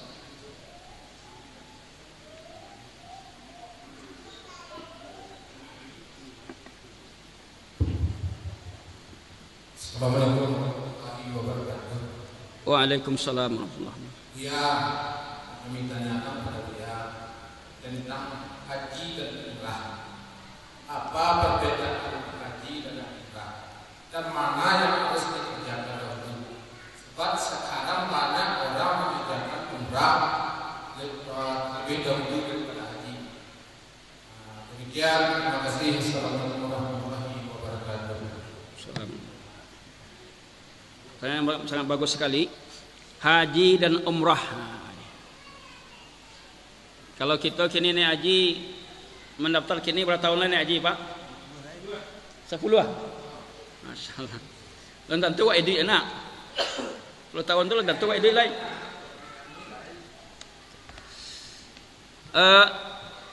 Haji dan umrah perbedaannya adalah haji itu yang Allah wajibkan kepada kita adalah haji, ibadah haji. Walillahi 'alan nas hajjul baiti man istata'a ilaihi sabila. Dari segi pelaksanaan, pertama adalah Allah mewajibkan haji umrah itu bisa kita laksanakan setiap waktu. Ya, karena umrah itu tidak terkait dengan waktu-waktu haji. Kalau haji hanya bisa kita laksanakan pada bulan-bulan tertentu saja. Sedangkan umrah bisa kita laksanakan setiap waktu. Beda dari segi pelaksanaannya, umrah tidak ada wukuf di Arafah. Kalau haji pakai wukuf di Arafah. Ya, itu aja bedanya. Dari segi hukumnya haji tentu lebih dahulu dilaksanakan. Wajib umrah tidak. Jadi andai kata kita tidak umrah, andai kata kita belum haji lagi, kita pergi umrah itu tidak wajib, berarti hanya kita umrah yang kita laksanakan itu umrah sunat. Kok umrah wajib? Ya. Oleh karena itu, karena keterbatasan tempat di situ, karena banyak orang mendaftar sekarang ini, kita daftar sekarang 10 tahun ke depan kita haji, ya berarti wajib haji itu ya 10 tahun ke depan bagi kita bisa wajib. Ya tunggulah, sabarlah kita untuk menunggu. Bagi yang punya uang, yang ada kelebihan, silahkan umrah. Tapi yang haji belum bebas baginya lagi. Yang haji belum bebas. Ya, belum terlaksana.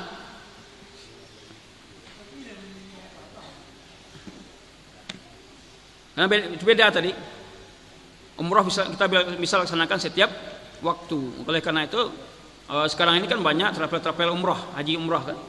Ya kalau dia itu memungkinkan baginya, ya dia bisa mengadakan perjalanan, kemudian bisa melaksanakan ibadah umrah, mampir ke situ, bisa dia wukuf, bisa dia tawaf, sa'i, ya, tahallul, dan melaksanakan ibadah yang berkaitan dengan umrah, ya, bisa aja Pak. Tapi itu semua terkait dengan perizinannya ini. Nah itu tidak mudah. Masuk ke negeri orang itu butuh visanya. Wallahu a'lam bishawab. Silakan. Yang lain, ibu-ibu. Nah, ibu-ibu.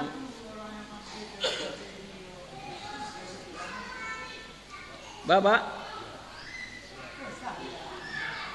Ya kalau dia bisa melaksanakan umroh, ibadah-ibadah umroh, mampir dia ke situ dan bisa terlaksana, ya bisa. Kalau ada dapat izin untuk melaksanakannya, bisa dia melaksanakan.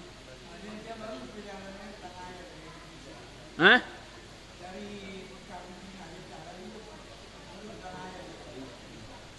Kalau dia bisa menempuh itu, ada jalurnya, silakan.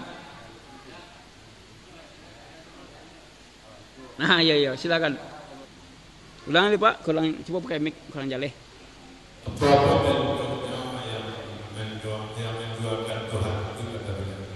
Gimana? Yang syirik. Apa contohnya yang menjualkan Tuhan itu? Ya, yang menduakan Tuhan, yang syirik itu adalah pertama ada namanya syirik dalam rububiyah. Yang kedua ada namanya syirik dalam uluhiyah. Syirik dalam rububiyah seperti seseorang meyakini ada pemberi rezeki selain Allah. Jadi di samping Allah memberikan rezeki, inyo yakin pula nama dia rezeki kok ada selain Allah. Contoh manusia, dia akan memberikan rezeki. Atau dia meyakini yang menyembuhkan penyakit ini dokter. Di samping Allah, dia yakin juga Allah, tapi dokter yakin pula yang menyembuhkan. Berarti dia menduakan sini. Syirik. Jadinya baru bek kau bek kampung sehat dia nyawa. Kau bek masakit nak sehat dah.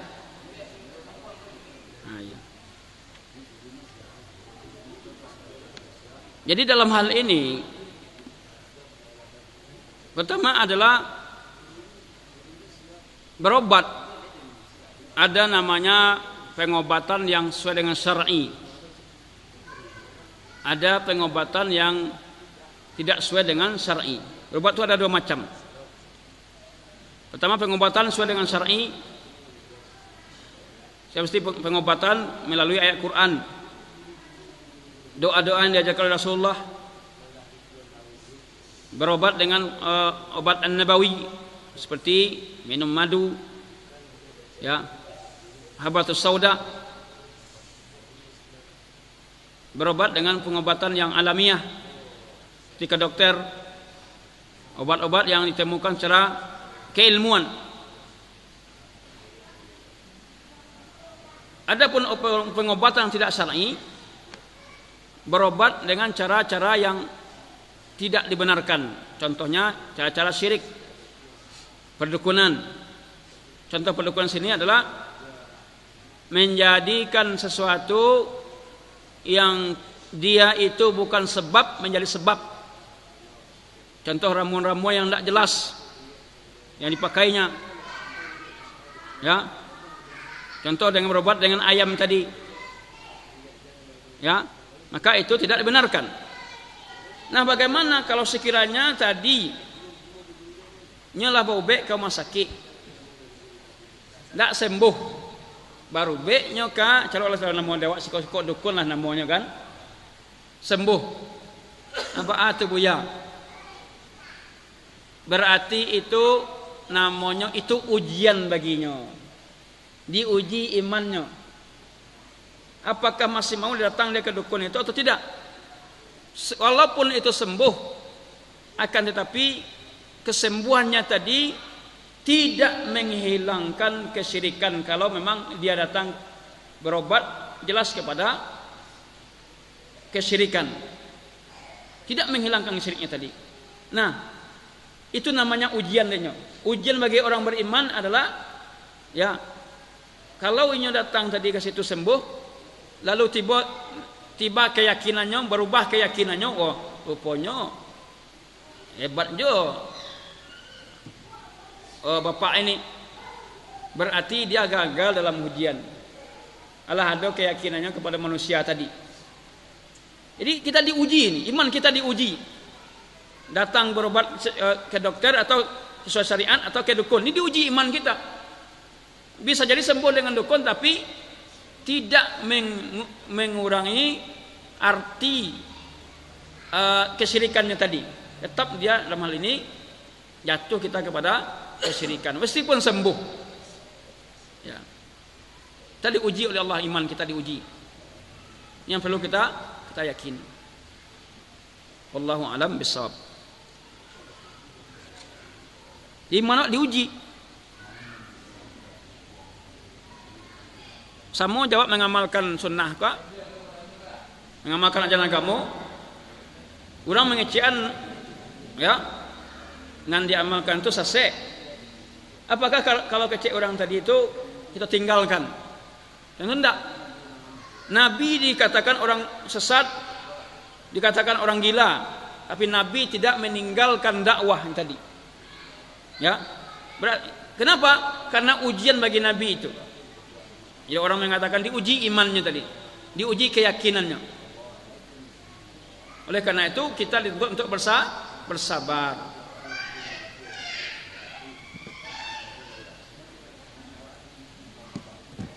Silakan Ibu-ibu, ada nama tanya.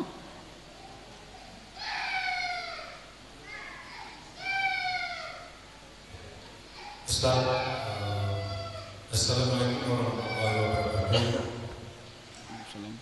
Di sini saya akan menanyakan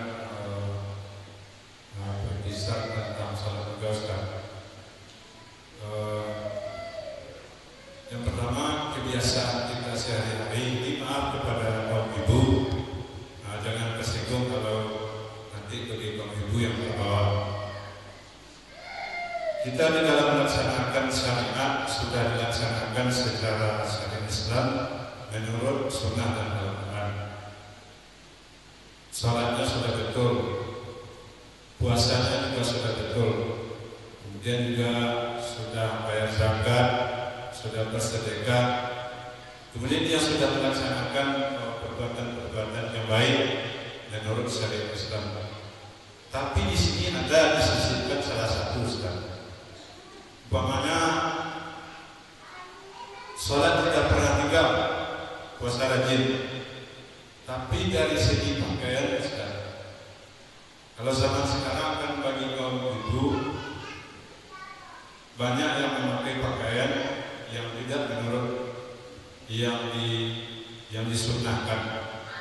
Contohnya sekarang ada yang berpakaian celananya sempit, Ustaz. Jadi kalau dihubungkan dari ibadah tadi, Ustaz, apakah ibadahnya nanti akan diterima, Ustaz, di sisi Allah? Nah, itu saja, Ustaz. Rancak mit tu lah nak. Boleh kembali tu. Kau kurang. Kau tadi rancak. Jadi pertanyaan sangat bagus sekali.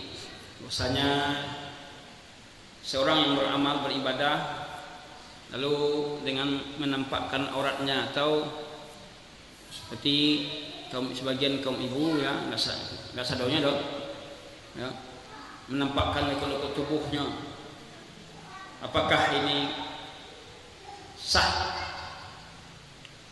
Salah satu syarat dari pelaksanaan salat tadi adalah menutup aurat, menutup aurat.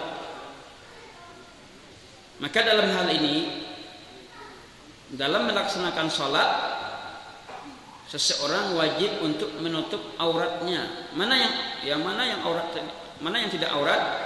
Yang tidak aurat muka dan tangan, yang boleh dilihatkan. Dalam hal ini hendaklah tilapung nan dipakai, mukena nan dipakai tentu nan longgar. Nak sampai. Baju juga demikian. Jangan sampai terlihat auratnya tadi. Kalau terlihat auratnya, maka salatnya batal. Oleh karena itu pakailah pakaian yang longgar. Kemudian kau pakai tilakung awak, ya Bali tilakung nan tabanya, yang tebal. Nan tabanya bukan tabak, tapi jangan Bali tilakung nan jarang. Ya yang tabahnya dibalik. Yang kalau nampak, kalau yang tabah itu kan tak nampak baju dalam, tak kelihatan. Tapi kalau transparan kan nampak jorat tadi. Oleh karena itu dalam hal ini wajib kita untuk menutup aurat secara menyeluruh. Kalau kita sudah pakai mukena, pakai tilakuang, kemudian nampak lekuk-lekuk tubuh tadi, berarti kita tidak sempurna. Kalau tidak sempurna, sahkah salatnya? Kurang sempurna. Salatnya sah tapi salatnya kurang sempurna. Itu tadi.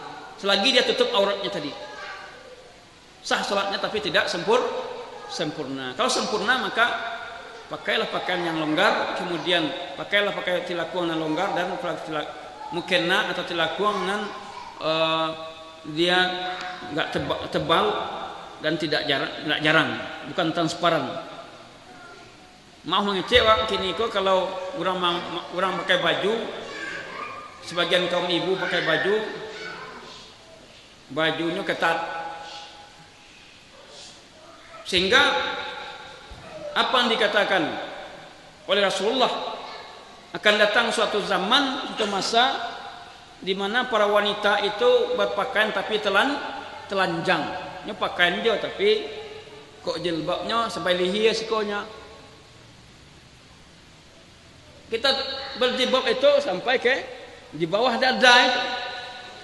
Kok kali sampai ke leher, bakal luang pula ke leher. Itu bukan menutup, ya. Itu menutup leher namanya itu. Julurkanlah jilbabmu itu sampai ke bawah, ya, ke dada, melewati dada. Nah, ini khusus ini kaum ibu dan pada para akhwat hendaklah memperhatikan supaya kita mengamalkan agama ini dengan benar, dengan murni, tidak ada fitnah nih. Jadi berpakaianlah pakaian yang sesuai dengan syariat. Ya. Sopan itu standar syariat. Sebab kalau sopan dalam arti secara Indonesia, ya, pakaian yang dalam tapi pakaian tadi sempit, dalam pandang orang Indonesia sopan juga, sopan. Tapi dalam pandang agama tidak sopan.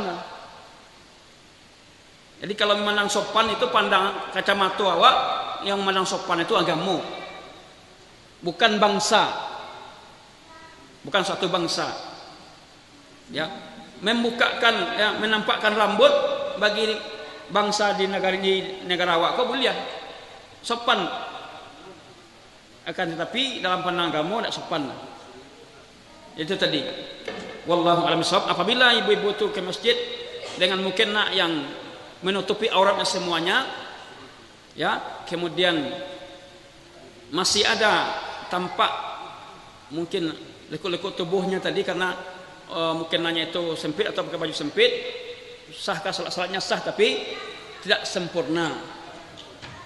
Oleh karena itu pakailah mukena yang dalam, kemudian pakailah mukena itu yang enggak tebal, dan pakai pula baju yang tidak sempit. Wallahu a'lam bishawab. Ini bagus pertanyaannya.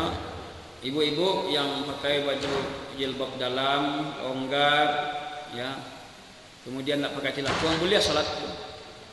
Boleh. Boleh. Maka betul karena tertutup seluruh auratnya. Jadi tilakuang kau pakai putih kau kan supaya bersih saja bentuknya, supaya lebih bersih, lebih rapi, itu aja. Adapun kalau ibu-ibu mungkin pakainya dalam, jilbabnya dalam, lalu dia pakai untuk sholat, boleh, sah sholatnya, sah sholatnya. Wallahu a'lam bishawab. Warna pun walaupun tidak warna putih, sah sholatnya. Karena tidak disyaratkan warna untuk mukena itu putih, tidak mesti putih. Dia karena memang kebiasaan awak pakai putih, itu aja. Wallahu a'lam bishawab.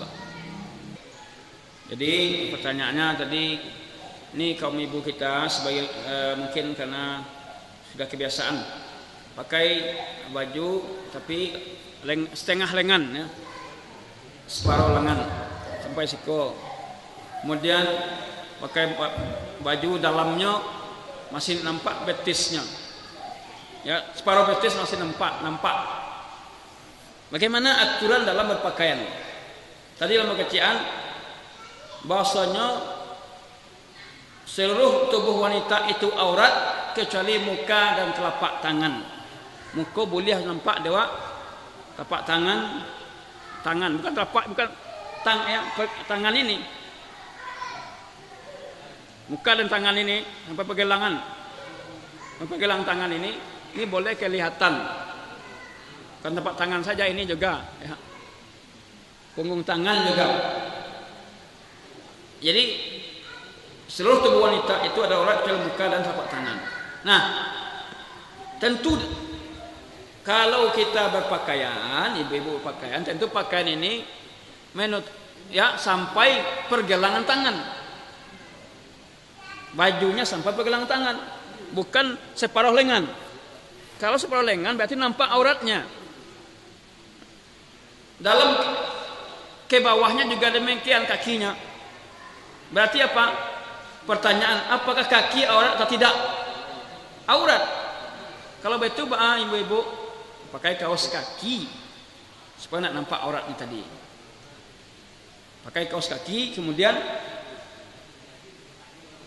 pakainya dalam sampai mata kakinya. Atau mungkin sampai mata kaki, dan kakinya tidak terlihat. Kalau kita lihat nampak je kaki, berarti masih nampak aurat tadi. Nah, oleh karena itu kalau ingin samparono mengamalkan agama, ya laksanakanlah dan kecak Nabi tadi.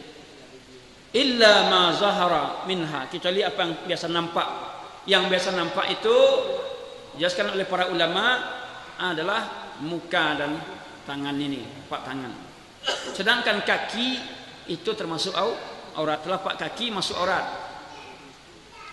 Ini yang perlu kita perhatikan. Berarti waktu tiap hari berdosa waktu Ustaz. Bertobatlah kita kepada Allah. Mohon ampun kepada Allah. Kalau anda tahu mungkin tak mohon ampun kita kepada Allah. Kita tutup aurat tersebut ya, dengan kaos kaki. Wallahu a'lam bishawab. Ya. Jadi pertanyaan sangat bagus sekali. Riya. Saya tahu riya, Bu? Riya itu beribadah ingin dicari orang. Nah, artinya awak sengaja maksudnya menampakkan ke orang lain ambo salat.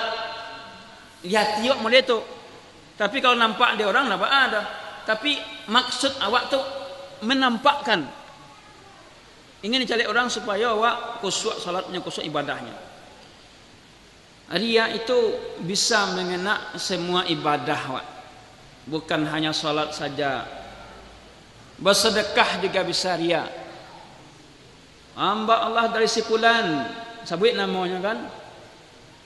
Orang rantau dari pulang dari rantau, hamba Allah 500.000 atau 5 juta.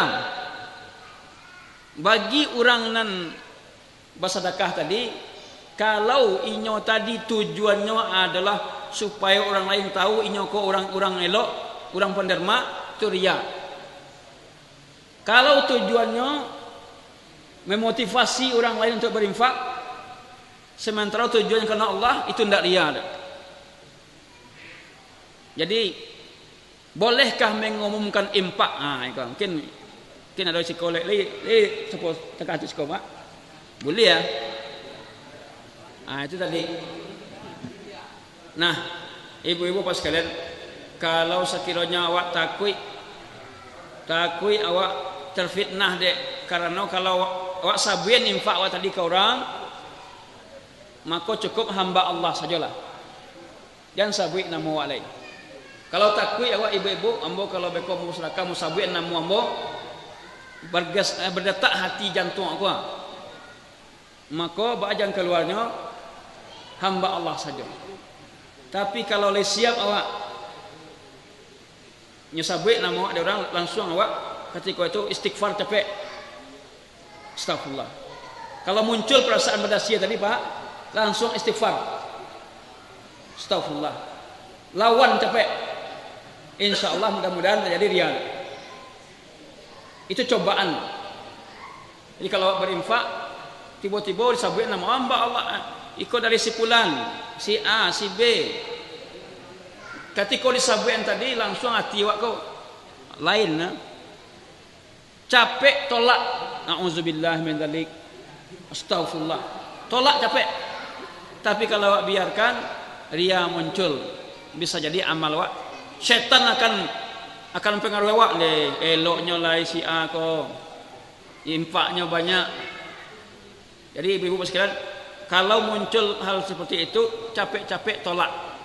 Demikian juga dalam salat, kau tiba-tiba awak takbiratul ihram, tiba kawan awak nampak kawan awak kan, awak sengaja elok-elok takbirnya. Kalau muncul tu tolak capek, berlindung awak kepada Allah capek, lawan capek. Astagfirullah. Dalam hati awak. Kalau mau itu awak insyaallah mudah-mudahan Allah lindungi awak. Demikian ibu bapak sekalian, kaji awak. Kalau ada nak bertanya lain, barangkali kita cukupkan sampai di siko. Kalau ibarat makan tadi, kok makan kok lah kanyang benar tentu. Ya muntah awak kok lain. Itulah. Tapi insyaallah lain waktu bisa kita sambung balik. Mudah-mudahan bermanfaat dan seketik tadi bisa kita amalkan dalam kehidupan kita sehari-hari dan kita praktekkan. Mudah-mudahan Allah menunjuki hati kita untuk bertauhid kepada Allah, berakidah dengan akidah yang benar, sehingga amal ibadah kita diterima oleh Allah Subhanahu wa taala. Wassallallahu ala nabiyina Muhammadin wa ala alihi washabbihi wa akhiru da'wana alhamdulillahi rabbil alamin. Assalamualaikum warahmatullahi wabarakatuh.